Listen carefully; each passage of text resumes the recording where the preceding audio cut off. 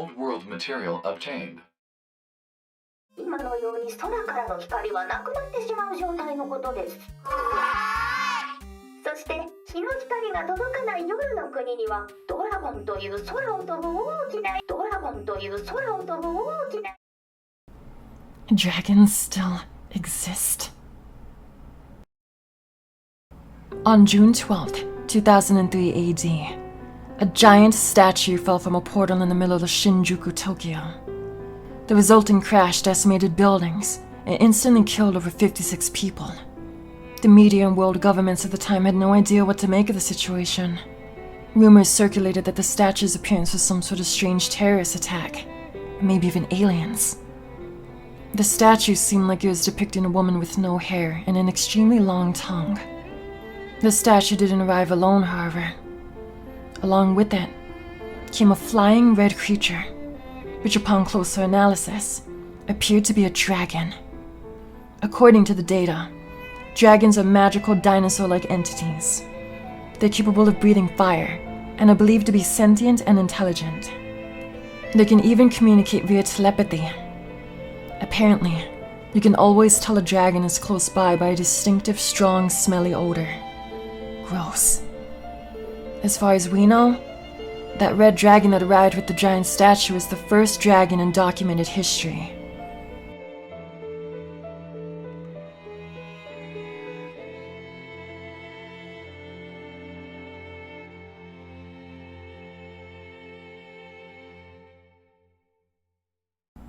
The dragon and the statue appeared to be enemies, though.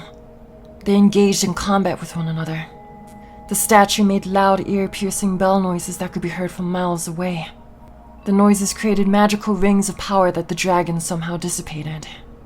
This went on for an hour straight, before the statue began falling apart, painting Shinjuku in a white powder. The dragon was seemingly victorious. And shortly after, the Japan Air Self-Defense Force scrambled fighter jets to blast the red dragon out of the sky with short-range air-to-air missiles. Its body was left impaled at the top of Tokyo Tower, and that's what remained for the time being. A solemn monument of a world changed forever. A handful of witnesses made some interesting claims, however. They said that the dragon was being controlled by some sort of rider atop its back. Someone was piloting the thing. They say that the rider's charred remains could be seen falling from the sky, but unfortunately their body was never located. Who is this guy? And how the hell did he control a dragon?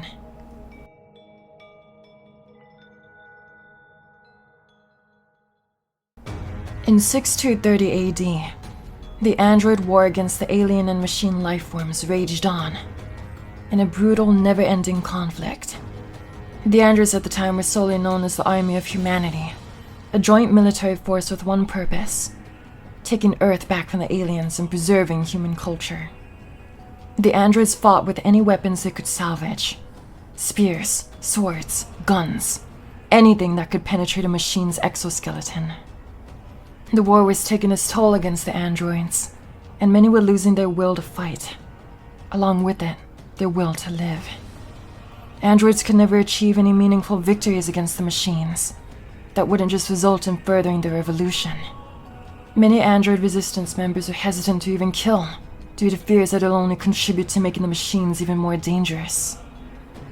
Amongst human history, large-scale global conflicts are known as world wars. There was World War I and World War II. The machine wars are definitely global in scale, and could have easily constituted as multiple world wars.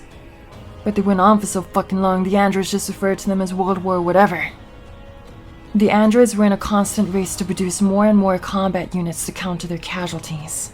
But the machines would regularly obliterate android production facilities on Earth. The androids are forced to take to space to produce more soldiers, establishing 12 orbital bases to create more androids and carry out their assaults. The androids only ever managed to successfully retake 20% of Earth, though mostly within the Kingdom of Night. But what is the Kingdom of Night anyway? Well, 600 years after the 612 incident, Some sort of catastrophic event partly destroyed the moon and altered the Earth's orbit. Presumably, some sort of asteroid or something collided with the moon, resulting in the planet being synchronous in rotation with the sun. Because of this, half the planet will forever be night and half will forever be day.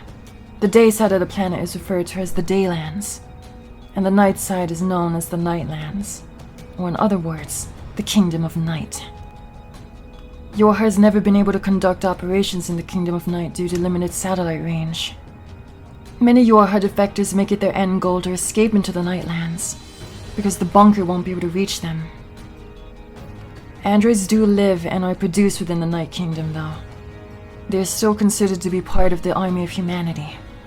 We also know that the machine presence in the Kingdom of Night is very limited, due to the fact that machines can't function without direct sunlight for very long. The only enemies we know that are capable of fighting within the Nightlands are the alien life forms themselves. The androids there are fighting their own war against the aliens, but shrouded in darkness. It is believed that most of the Emil clones are fighting in the Night Kingdom as well, but that's just a rumor. Not a lot is known about the mysterious Nightlands and the secrets it might hold. What would perpetual darkness do to the wildlife there? And how do androids cope with living under such conditions?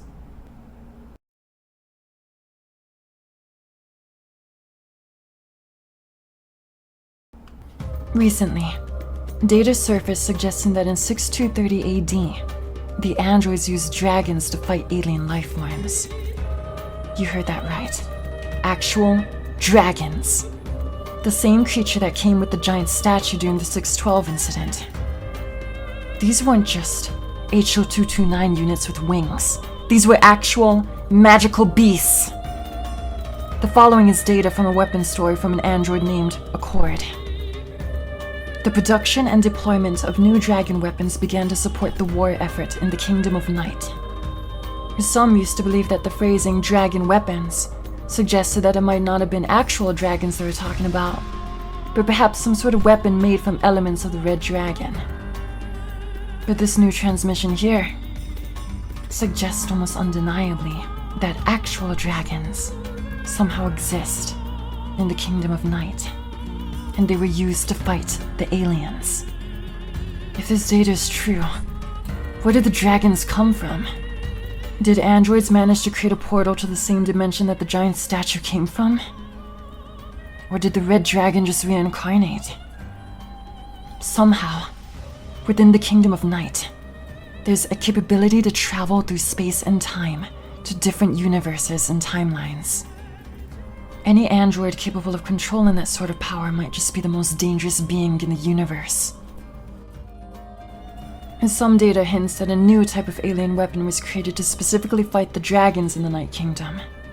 The only thing we know about this weapon is that it's been referred to as puppets, but we don't know much more beyond that. I don't know how effective dragons actually were in the war effort against the aliens. But since we haven't heard much more about them, or even seen any since 6230 AD, the aliens may very well have successfully annihilated the last of them. 11946 AD, a year after the fall of Yorha. Today, the future of the army of humanity remains uncertain.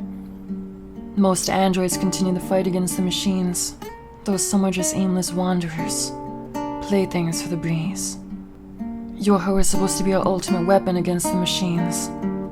With them gone, is there any hope left? With this new data on dragons in the Kingdom of Night, maybe the secrets for a better future reside there. A place where magic might still exist. Now that we know the aliens are dead, I believe the Kingdom of Night could remain as a refuge for androids. A safe haven. A place far away from any machine life forms. I heard recently that the machines are said to be attempting some sort of peace treaty with the androids.